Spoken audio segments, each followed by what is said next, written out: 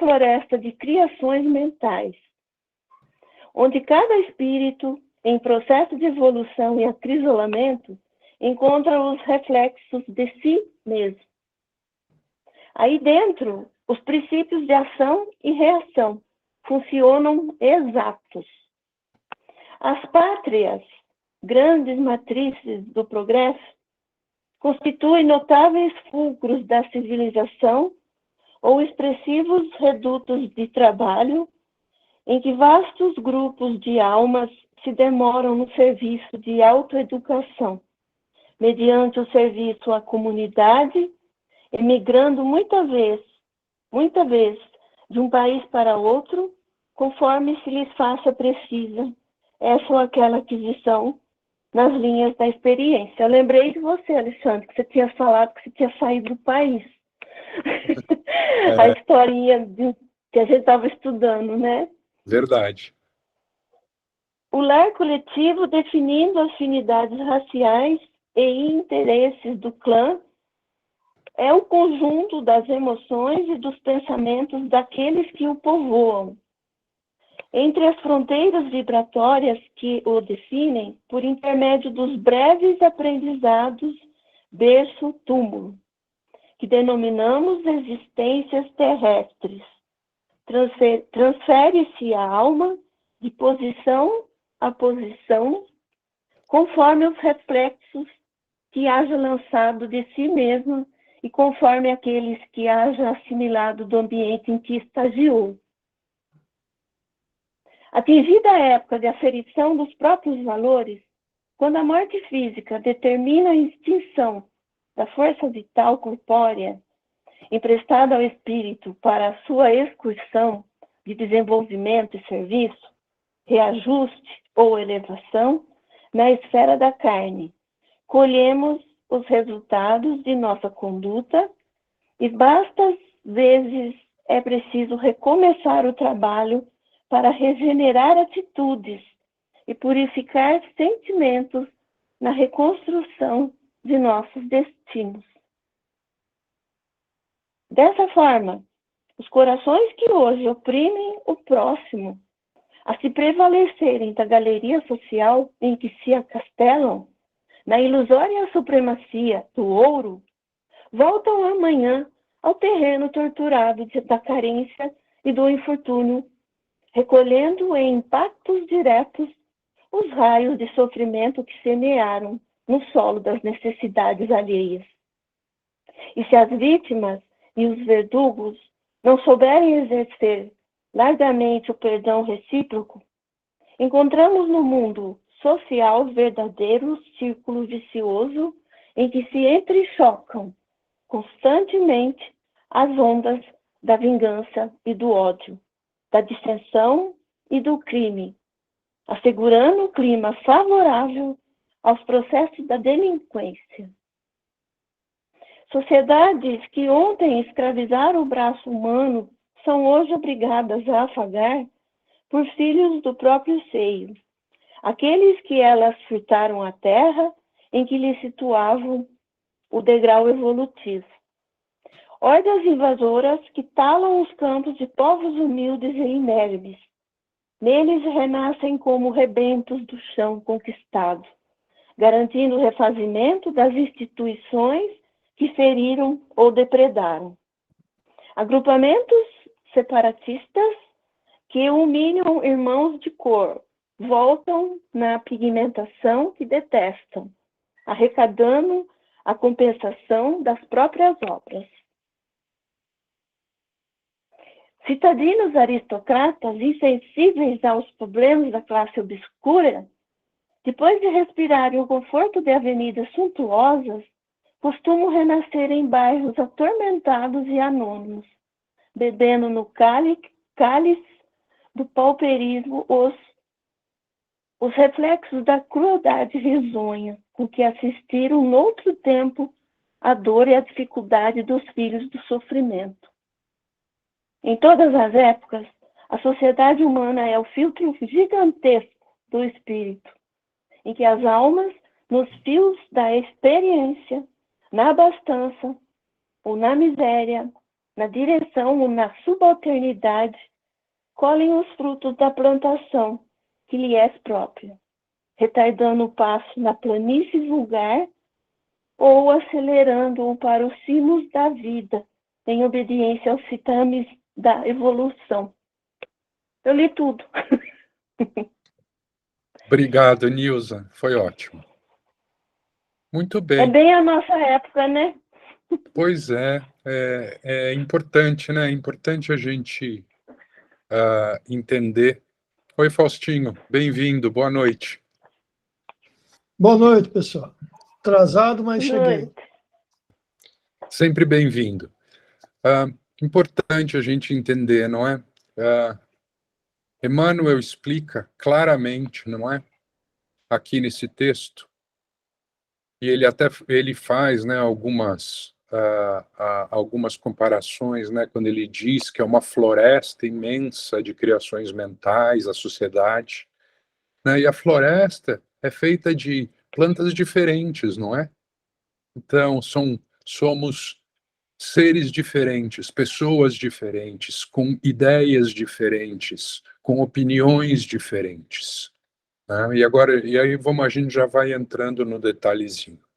Importante, né?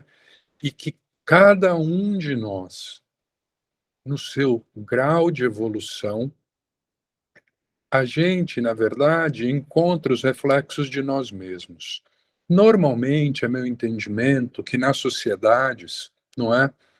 Os agrupamentos são de espíritos afins, ok?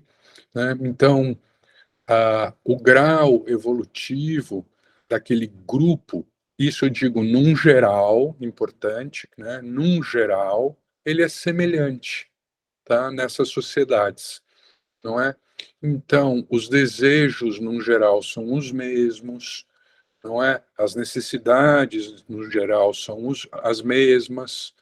E quando a gente olha o nosso planeta, que a gente olha as diversas nações, a gente claramente encontra, não é, essas diferenças, né, em diferenças de valores, né, de forma de pensar. Eu gosto de dar alguns exemplos típicos, não é? Na América do Norte, nós temos aquela sociedade que é a mais capitalista, não é? Aquela que é a mais materialista no planeta, no meu entendimento. Já na Europa, nos países nórdicos, principalmente, não é? Os valores são outros, não é? Não existem as diferenças sociais não são tão grandes, né? Existe uma preocupação grande pelo bem-estar e de certa forma, num geral, né? Quando se compara com os países capitalistas, não é? Existe uma menor intensidade das necessidades materiais. Não é? Quem já viajou, já teve a chance de passear por lá, consegue ver isso. Me lembro muito bem, numa das experiências que eu tive, não é? Que todo dia, né, no final do dia, né, as pessoas nesse país que eu estava, elas quando estavam voltando do trabalho, elas passavam no supermercado e compravam o alimento daquele dia, daquela refeição, não é? Você não via as pessoas cheias de sacola, carregando um monte de coisa, não é? Quando precisava de um sapato, eles iam e compravam um sapato, não é? Então, o que a gente vê é isso, não é? E Emmanuel nos explica assim. Inclusive, quando a gente vai passando no texto, ele vai dizendo, né, no começo ele diz, a sociedade humana pode ser comparada à imensa floresta de criações mentais, onde cada espírito em processo de evolução e acrisolamento encontra os reflexos de si mesmo. Então aqui é mais ou menos isso, né? Somos uma grande floresta, não é? De agrupamentos, né, que têm as suas diferenças, que estão em graus de entendimento e de aprendizado, num geral, diferentes, E, obviamente, dentro desses agrupamentos, a gente encontra também diferenças, não é? E cada um de nós, né, no limite, né, cada um de nós na sua individualidade, não é? Cria os reflexos e recebe esses reflexos. A gente vem estudando isso ao longo de todo o livro, não é? Pensamento é vida, né? Não é? Eu ainda acho que esqueceram um acento no nome. Pensamento é vida, e a gente pensa, e a gente transmite, e a gente recebe de acordo com esses pensamentos. E aí Emmanuel continua, e ele diz assim, aí dentro os princípios de ação e reação funcionam exatos. Isso aqui é uma sentença fundamental desse nosso texto, porque depois Emmanuel vai exemplificar isso, não é? Vai falar sobre escravidão, vai falar sobre guerras, vai falar sobre maus tratos, vai falar também de bondade, não é? Então é importante que a gente entenda sempre, não é? Que todas as nossas atitudes sempre vão obedecer ao princípio de ação e reação. Funcionam exatos. Todos nós vamos, de alguma forma, colher, né, como a gente gosta de dizer, né, os reflexos daquilo que a gente plantou, não é?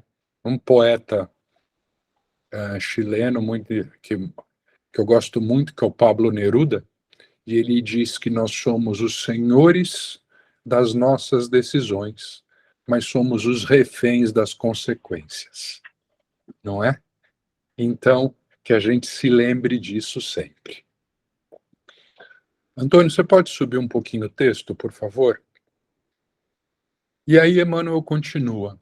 As pátrias, grandes matrizes do progresso, constituem notáveis fulcros da civilização ou expressivos redutos de trabalho, em que vasto grupo de almas se demoram no serviço de autoeducação, mediante o serviço à comunidade, emigrando muita vez de um país ao outro, conforme se lhes faça precisa essa ou aquela aquisição nas linhas da experiência.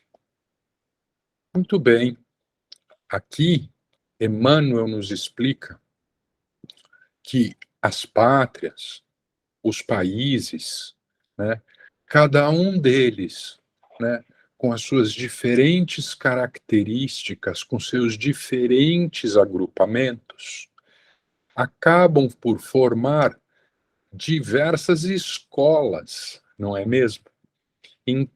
E aonde essas almas e esses espíritos, nós encarnados, estamos ali porque ali é a melhor escola para que a gente possa aprender aquilo que nos é aquilo que nós realmente precisamos viver e aprender.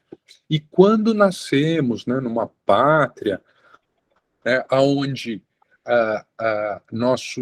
o nosso aprendizado, eu diria assim, a pátria tem pouco a oferecer, nós podemos migrar para outros países, não é? Vem pra cá, Então, porque no meu coisa não pega. Então isso é muito importante, né? Eu tenho um exemplo, por exemplo, do meu filho. Meu filho está fora do país estudando, não é? É algo que ele sempre quis, né? Eu acho que ele se comprometeu, né, com esse período fora do país já antes do nascimento dele. E eu acho que é parte da educação dele viver os valores, não é? E se relacionar, né, com essa sociedade e com essa pátria aonde ele está vivendo, né? Ele já está fora há 2 anos e ainda tem pelo menos mais 2 ou 3 anos, não é? Se é que vai voltar, eu espero que volte, né? Porque o pai fica morrendo de saudade. Então, Importante que a gente entenda que nós estamos na sociedade, nesse agrupamento de almas, dado as nossas necessidades, e porque esse agrupamento e essa sociedade vai nos prover as melhores condições de aprendizado e de evolução.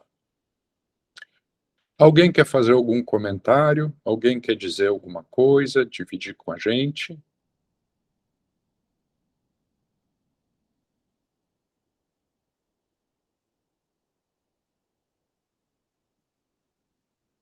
O Alexandre, eu só queria ler a introdução desse livro, né, um pedacinho, Pensamento e Vida.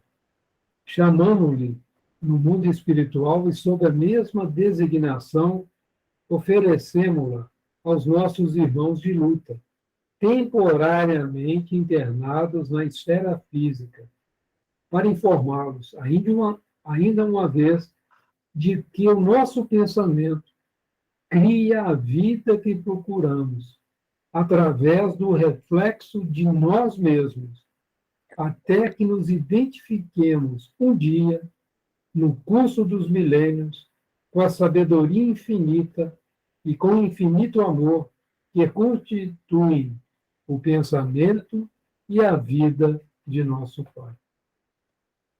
Eu estava ouvindo um comentário com relação à questão de cada pátria, né? Então, cada experiência da nossa reencarnação, em várias regiões, como nós já tivemos, né? Em várias culturas, em várias civilizações, eu acho que assim, é o Pai nos educando para que um dia a gente se identifique, né?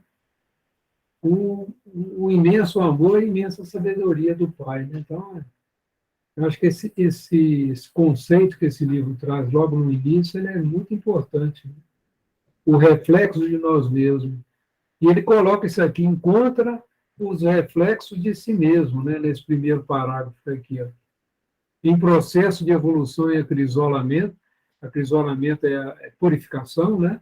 Acrisolar e purificar, encontra os reflexos de si mesmo. Então, a gente está sempre nesse processo, né, de purificação e de evolução, né? E a gente precisa ir trabalhando, né, olhar bem esses reflexos, como que a gente está refletindo, né, diante dos nossos, daqueles que convivem com a gente, que tipo de sentimento nós estamos gerando, que tipo de relacionamento nós estamos gerando, né? Que dificuldades nós estamos superando, como nós estamos encarando as dificuldades da vida, né? Tudo isso é um processo, faz parte do nosso processo. Cada pátria vai dar esse contexto, né, de acrisolamento e de evolução para nós. Só isso, Alexandre. Então, ótimo, perfeito, Antônio. É muito interessante, não é? E a gente, a gente fala de pátria, né? Fala de aprendizado, de sociedade, não é? Num momento em que a gente vê, né, atitudes violentas, comportamentos intransigentes, não só no nosso Brasil, mas a gente também pode usar o exemplo da Rússia e da Ucrânia, não é? Fala-se pouco agora, mas a guerra continua, não é? E a invasão continua, a violência continua, a intransigência continua, não é? E específico ao nosso país, eu acho importante a gente entender bem. Eu trouxe uma passagem aqui do livro Brasil, Coração do Mundo, Pátria do Evangelho, que indiretamente fala das sociedades. E é muito interessante. Eu queria ler com vocês e ler para vocês, porque eu acho importante, porque faz com que a gente entenda bem. E são passagens do livro de Jesus. Né? O livro é muito bonito, o começo do livro, né? explica, né, a formação do país, não é? E eu queria dividir com vocês, para que a gente eu vou dando uma paradinha na leitura para a gente ir comentando. E se alguém quiser dizer alguma coisa, por favor, abre o microfone e participe, não é? Então, essa passagem que eu vou ler para vocês está no comecinho do livro, está no capítulo 1, que chama Coração do Mundo, não é? Boa, Antônio. Tá? E nessa passagem, né, Jesus, né, tá em conversação com seus mensageiros, não é? Numa época muito difícil da história do mundo, a época das guerras, das invasões, né, na Europa, e existe um mensageiro chamado Eliú, não é? E Jesus diz assim: Eliú, disse a voz suave e meiga do mestre a um dos seus mensageiros, encarregado dos problemas sociológicos da Terra. Chegou, Antônio. Ele diz assim: meu coração se enche de profunda amargura, vendo a incompreensão dos homens no que se refere às lições do meu evangelho. Por toda parte é a luta fratricida, como polvo de infinitos tentáculos, a destruir todas as esperanças. Recomendei-lhes que se amassem como irmãos, e vejo-os em movimentos impetuosos, aniquilando-se uns aos outros como Caíns desvairados. Jesus aqui está se referindo claramente às sociedades europeias da época pré-descobrimento do Brasil. E a história nos diz que foi uma época de guerras, uma época de conquistas, uma época de invasões, uma época de intransigência imensa, não é? Uma época de traições, né? Os reis eram mortos porque outros queriam tomar a posição dos reis, não é? Então foi um período muito difícil na história do planeta, não é? E aí eu vou pular uma partezinha, tá? E vou continuar lá na frente. Desculpe, vou continuar mais um parágrafo aqui que é importante. E aí Eliú responde, e Eliú diz assim: todavia, replicou o emissário solícito, como se desejasse desfazer a impressão dolorosa e amarga do mestre. Esses movimentos, Senhor, intensificaram as relações dos povos da terra, aproximando o Oriente e o Ocidente, para aprenderem a lição da solidariedade nessas experiências penosas. Não é? Muito, né? Exatamente o que a gente estava conversando, não é? Então, era um momento em que as sociedades, né, passavam por um momento difícil, não é? Mas era importante que elas passassem, segundo Eliú, não é, para o próprio aprendizado daquelas almas, daqueles espíritos encarnados ali naquela época. Novas utilidades da vida foram descobertas, ele continua. O comércio progrediu além de todas as fronteiras, reunindo as pátrias do orbe. Sobretudo, devemos considerar que os príncipes cristãos, empreendendo as iniciativas daquela natureza, guardavam a nobre intenção de velar pela paisagem deliciosa dos lugares santos. Então, Eliú aqui faz um contraponto, não é? Pelo menos assim narra, né? Lembrar que Eliú é um dos mensageiros de Jesus, não é? No meu entendimento, Eliú também é co-criador do planeta, tá? Porque ele está ali junto de Jesus, não é? Então a gente está falando de uma conversa, né, de dois espíritos, né? Jesus, que nós consideramos a perfeição, porque é aquilo que a gente conhece como perfeição, e Eliú provavelmente também, não é? E Jesus continua conversando com Eliú, né? E ele diz: infelizmente não vejo senão o caminho do sofrimento para modificar tão desoladora situação. Aos feudos de agora seguir-se-ão as coroas poderosas, e depois dessa concentração de autoridade e de poder, serão os embates da ambição e a carnificina da inveja e da felonia. Felonia é traição, pelo predomínio do mais forte. Aqui, não é? A gente pode, aqui, lendo esse texto, esse parágrafo, ele é muito atual, porque a gente pode muito bem se lembrar do conflito Rússia e Ucrânia, não é mesmo? Então, se passaram quase 800 anos e ainda vê, né, no planeta, né, atitudes muito semelhantes, não é, daquelas do passado. As sociedades ainda, né, se comportam, né, num geral, nós espíritos aqui encarnados, ainda de uma maneira muito parecida com aquela do passado. Muito bem. Então eles continuam, né, a conversa. E Eliú vai dizer assim para ele: ah,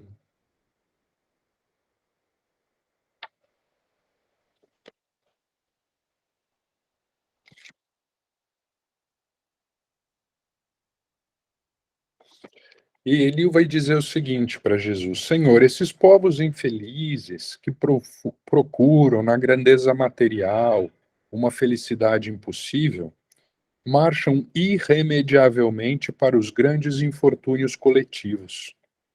E aí ele diz assim: visitemos os continentes ignorados, onde espíritos jovens e simples aguardam a semente de uma vida nova. Aonde Eliú está chegando, não é? A gente já sabe.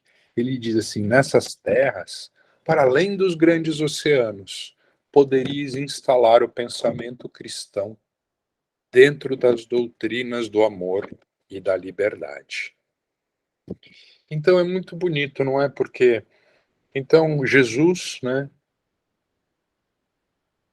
se pergunta, questiona, olha e, de certa forma, com certa tristeza, e a gente sempre pede que ele tenha piedade de nós, não é? Pelo comportamento, né, dos espíritos nos diversos agrupamentos, não é, que seriam chamados os civilizados. Então, né, ele diz: olha, existem outros agrupamentos de espíritos inocentes, né, e ignorantes, aonde Jesus pode plantar, né, a semente do cristianismo, né, a semente do amor. E Faustinho? Então, lembrando esse pedacinho que você leu por último aí, eu estava ouvindo outro dia uma palestra do Jorge Elahá. Vocês estão me ouvindo bem? Perfeito, Faustinho. E ele estava contando, né, a história de como Jesus planejou o planeta, desde que ele... E até que ele chegou no ponto de Ismael. Né? Por que ele deu a Ismael a missão de cuidar do Brasil, dessa terra? Porque ele foi o filho adotivo lá atrás, né? E depois ele se separou. Mas ele deu para Ismael exatamente o que ele está dizendo assim: ó, nessas terras, para além dos grandes oceanos, poderias instalar o pensamento cristão, porque essa terra recebeu espíritos de todos os países do planeta. Diferente, os ingleses são ingleses, os franceses são franceses, têm tradição, os africanos, os orientais, os americanos vieram da Inglaterra e colonizaram os Estados Unidos, e toda a América Latina veio da colônia espanhola. E só o Brasil veio de Portugal.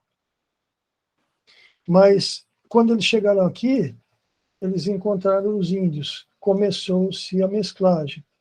E daí vieram outros. Vieram os africanos, vieram japoneses, vieram os indianos. E assim foi criando a nação brasileira, né? Sob os cuidados de Ismael, para instalar o que aqui? O espírito e o pensamento cristão. Para que esses dogmas todos que são criados em todas as nações do mundo, aqui eles se dispersassem. Todos que vêm para cá, o tempo vai passando e eles vão esquecendo as tradições, vão vendo que as tradições aqui não têm tanto valor quanto a fraternidade que eles receberam, o amor que eles receberam, o acolhimento que eles tiveram quando chegaram. É claro, não foi tão simples assim, porque nesse trâmite aí, né, Ismael teve que pegar uma grande parte dos irmãos que vieram da Alemanha e de outros países que eram espíritos que precisavam de uma nova oportunidade. Então, essa colocação aí me fez lembrar dessa palestra dele, muito interessante. Quem puder ouvir, eu acho que eu andei postando no grupo aí, do pessoal de estudos durante o recesso. Era só isso, Alexandre. Não, ótimo, Faustinho. Inclusive tem uma passagem bonita nesse livro que eu vou ler para vocês agora, para terminar, que é quando Jesus, não é? Ele orienta Ismael, não é? Está no capítulo 2, página, acho que na minha é 26, viu, Antônio? E diz assim, Jesus, não é? Jesus dirigindo-se a um dos seus elevados mensageiros na face do orbe terrestre, em meio do divino silêncio da multidão espiritual, sua voz ressoou com doçura. Essa é uma das partes mais bonitas do livro. Gosto muito. Ismael, manda o meu coração que doravante sejas o zelador dos patrimônios imortais que constituem a terra do cruzeiro. Recebe-a nos teus braços de trabalhador devotado da minha seara, como a recebi no coração, obedecendo às sagradas inspirações do nosso Pai. Reúne as incansáveis falanges do infinito, que cooperam nos ideais sacrossantos de minha doutrina, e inicia, desde já, a construção da pátria do meu ensinamento. Para aí, transplantei a árvore da minha misericórdia, e espero que a cultives com a tua abnegação e com teu sublimado heroísmo. Ela será a doce paisagem dilatada do Tiberíades, que os homens aniquilaram na sua voracidade de carnificina. Guarda este símbolo da paz e inscreve na sua imaculada pureza o lema da tua coragem e do teu propósito de bem servir a causa de Deus. E, sobretudo, lembra-te sempre de que estarei contigo no cumprimento dos teus deveres, com os quais abrirás para a humanidade dos séculos futuros um caminho novo, mediante a sagrada revivescência do cristianismo. Não é uma passagem, é muito bonito, não é? E eu fiz questão de ler para nós, não é? Porque nos recordando também, né, na época de Natal, não é? Tinha um texto bonito que saiu no Momento Espírita que dizia que era Natal, não é? Mas que o verdadeiro Natal é quando esse sentimento nasce no coração de todos nós, todos os dias pela manhã, não é? Que a alegria, né? Que o nascimento, né? Que o natalício de Jesus e que esse sentimento esteja conosco todos os dias, não só no dia 25 de dezembro, não é? Não vale só fazer caridade e fraternidade no Natal, não é verdade? Então, é muito bonito, e esse texto é muito bonito porque somos, sim, abençoados, né, por aquele que criou o planeta, pela sua equipe que criou o planeta. O Brasil tem um histórico, não é, de ser um país pacífico, não é, de tomar posições pacíficas. E hoje, né, o que a gente vê é intolerância, o que a gente vê é intransigência, não é? A gente vê sim um país dividido, não é? Mas como Emmanuel nos explicou, não é? Nós somos uma floresta, né? E uma floresta é composta de plantas e de árvores diferentes. Somos diferentes. Todos nós temos o direito, não é, de termos as nossas ideias, de termos as nossas opiniões. Mas isso não nos exime, não é, do aprendizado da tolerância, do aprendizado da serenidade, do aprendizado do carinho, da fraternidade e do amor para com o próximo. Não é? A gente brinca que a gente está encarnado, não sei se a gente brinca, a verdade, eu realmente acredito de que a gente estamos todos encarnados para aprender a amar. Não é? Porque o amor resume, é a palavra que resume, né, o que foi Jesus. Num momento em que a gente está passando que é bastante difícil. Temos aqui, né, nossas dificuldades, né? A gente também sabe e conhece os conflitos que acontecem em diversos países africanos, as guerras civis, não é? A guerra na Rússia e na Ucrânia, que não tem fim, e assim nós vamos criando, não é? Nós vamos. Aí a gente volta para o livro. Se você puder pular de volta para o livro, Antônio, eu agradeço. E aí nós vamos, né, plantando, né? E, de certa forma,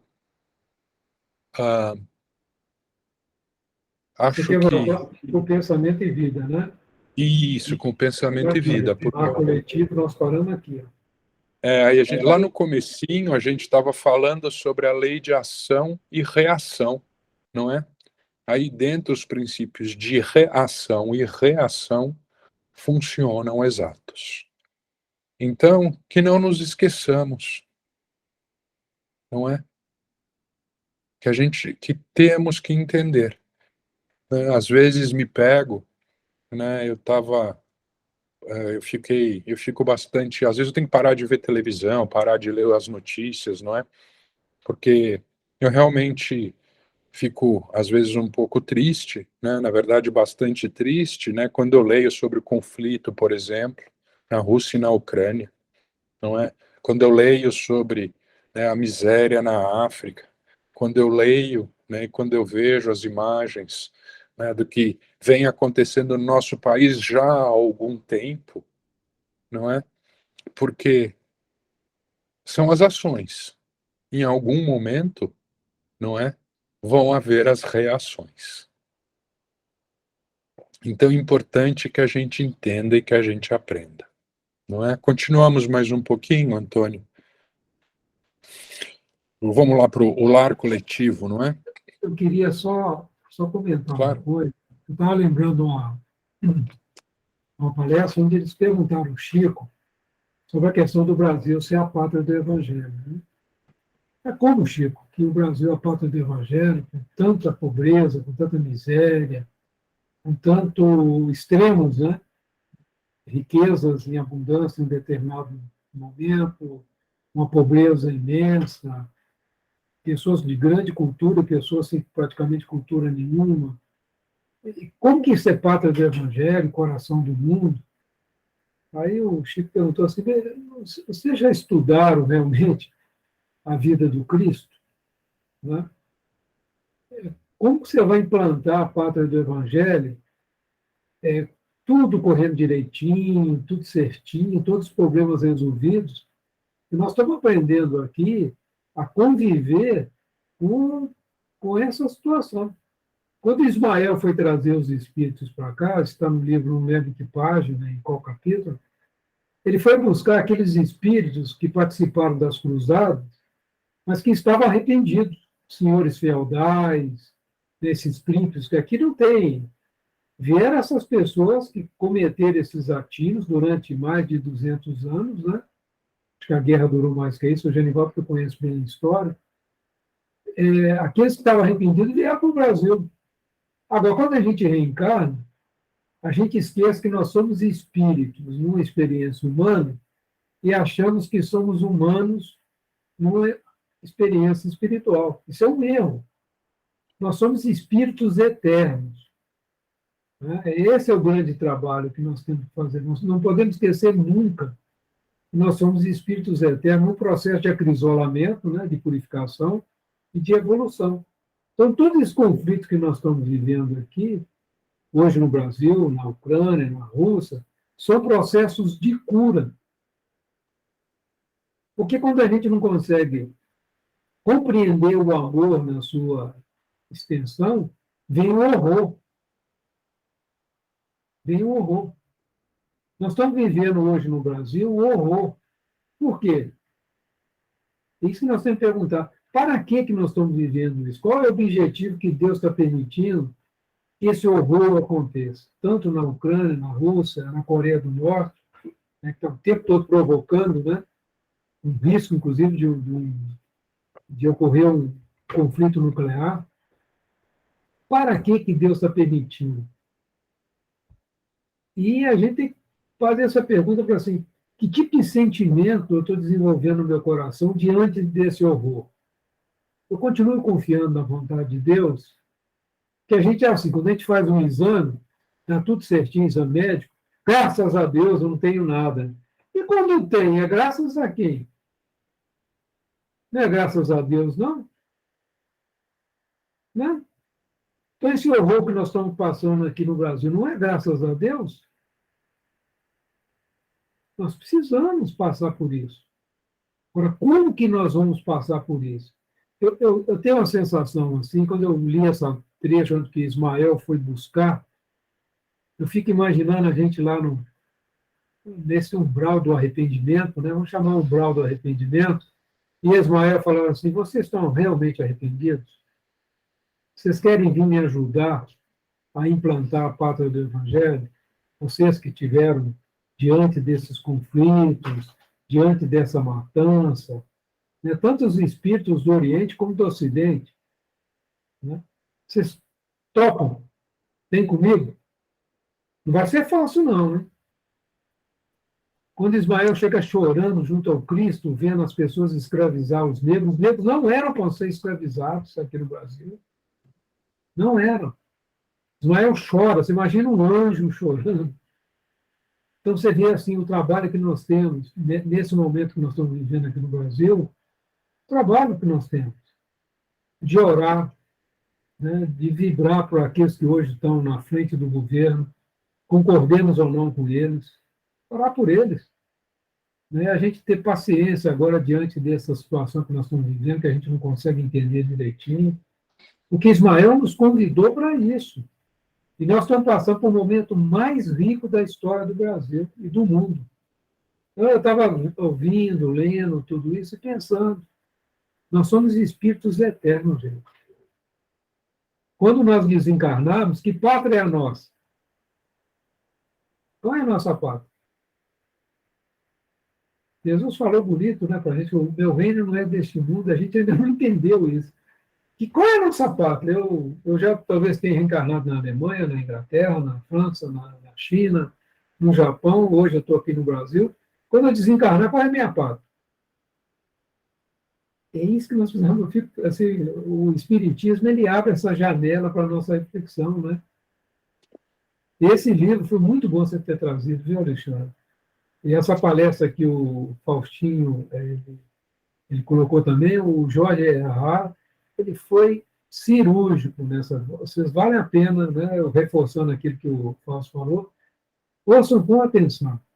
Ele foi muito feliz, ele foi cirúrgico na interpretação dessa questão da parte do Evangelho. Então, nós estamos tendo uma oportunidade de ouro. Jesus colocou 3 questões que eu acho muito importantes. Ele falou assim: tenham coragem, tenham alegria e tenham perseverança para seguir com o meu Evangelho. Porque eu acho uma coisa que eu gosto muito, assim, quando. Desculpa falar, viu, Faustinho?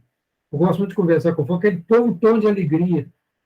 Mesmo diante das dificuldades, a gente acaba dando uma risada. E isso é muito bom. E a gente perseverar, porque a gente não pode desistir. Porque tem muitos brasileiros desistindo do Brasil. E nós vamos desistir da nossa pátria por causa dessa confusão? Não, de jeito nenhum. Vamos sofrer? Eu acho que nós vamos passar um momento bem difícil. Deus vai nos permitir aqui a gente fazer uma reflexão profunda nas nossas atitudes, nas nossas vidas, né? Para que a gente consiga dar um passo a mais como espírito eterno que nós somos. Né? Então, desculpa falar, porque eu tenho refletido muito, né? Eu tenho ficado muito triste também, viu, Alexandre? Você sabe, Antônio, acho que tem uma coisa importante. Uma coisa importante que a gente precisa lembrar, que nem tudo é graças a Deus, ok? Porque tem uma coisinha que se chama livre-arbítrio, não é? E nós fazemos essas escolhas, viu, Antônio? Esse é assim que eu entendo, não é? Então é assim, olha, puxa vida, nossa, graças a Deus, né? A gente tem a chance de aprendizado. Não, a gente tem a chance de aprendizado, né? Claro que a gente tem. Mas a escolha, né, foi feita. Né? E essa escolha foi feita por nós. É graças a Deus que existe uma lei que rege as nossas escolhas. Quando nós erramos nas nossas escolhas, graças a Deus vem o horror. Vem o horror. Que nos para. Não sei se você. É que eu falo graças a Deus, mesmo quando nós estamos no horror, pelas nossas escolhas, é graças a Deus. Imagina se não houvesse o horror.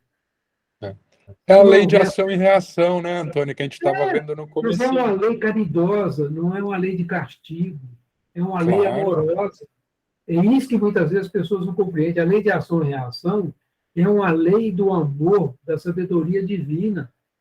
Ela não vem para nos castigar, ela vem para nos acordar para que mal maior não nos aconteça. Assim, eu custei entender isso, vou ser sincero com você. Eu custei entender isso. Que o horror também é uma graça de Deus. Porque a gente criou horror mesmo, gente. Por que o cara vai lá e invade um país e enche de bomba lá? Por que alguém se arma com bomba nuclear e ameaça outro país? Não é um horror? É um horror, e tem consequências, né? Mas é graças a Deus que tem consequências. O dia que nós entendermos que nós somos espíritos passando pela experiência humana, espíritos eternos, que a gente não morre, podemos ficar tranquilos. Podemos ficar tranquilos. Pode ficar tranquilo. Morrer você não vai. Nós estamos condenados a viver. E agora, como nós vamos viver depois, aí é outra história, né? Então, sabe o que eu estava pensando? Desculpa, eu entusiasmei um pouquinho, que eu tenho pensado, eu tenho sofrido muito com todo esse processo, né? Sabe? Eu não sei se eles Não, acho que estão me ouvindo. a Cláudia quer falar um pouquinho. Eu estava meditando sobre isso aí, Alexandre, porque eu fiquei buscando umas mensagens aqui do Pai Tomé essa semana, porque o ambiente ficou muito pesado, né? Então, eu encontrei uma mensagem dele de 2003, janeiro de 2003. Por mais que ruja a tempestade. Olha só que maravilha que ele fala para a gente. Paz de nosso Senhor Jesus Cristo a todos os filhos da terra. Deus os abençoe e nos dê a fortaleza de pensamento para todos. Por mais que ruja a tempestade e o vento se faça forte, lembra sempre que a paz deve permanecer no coração de cada filho. Essa tempestade e o vento forte são benefício para que o filho saiba perseverar. Que seria da escola se não tivesse o tempo certo da avaliação do aprendizado? Os filhos buscam as leis que regem a moral, mas o que se dirá da lei divina? Porque a tempestade não vem de fora para dentro, é de dentro de cada um de nós. É a tempestade da inconformação, porque o filho ainda não aprendeu a renunciar, de ter o que se deseja e ter somente o que necessita. A tempestade da revolta é de fora? Não, é de dentro mesmo. É um vento forte, que sopra fazendo com que o filho reconstrua a compreensão, o perdão e o amor no próprio coração. Quando o filho consegue, o vento forte vai ficando longe, longe, longe, até que ele sinta a brisa que apazigua. O vento forte é de fora? Não, é de dentro mesmo.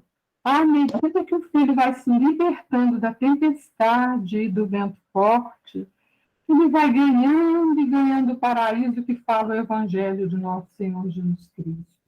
Aquela paz suave que é dele e que ninguém vai poder tirar dele. Por mais que de fora se tente tirar, ele tem a convicção da paz que ele ganhou de nosso Senhor Jesus Cristo. A mesma paz que o bom ladrão recebeu de Jesus. Ainda hoje estarás comigo no paraíso, dissipando tudo que não é devido e valorizando aquilo que é formoso.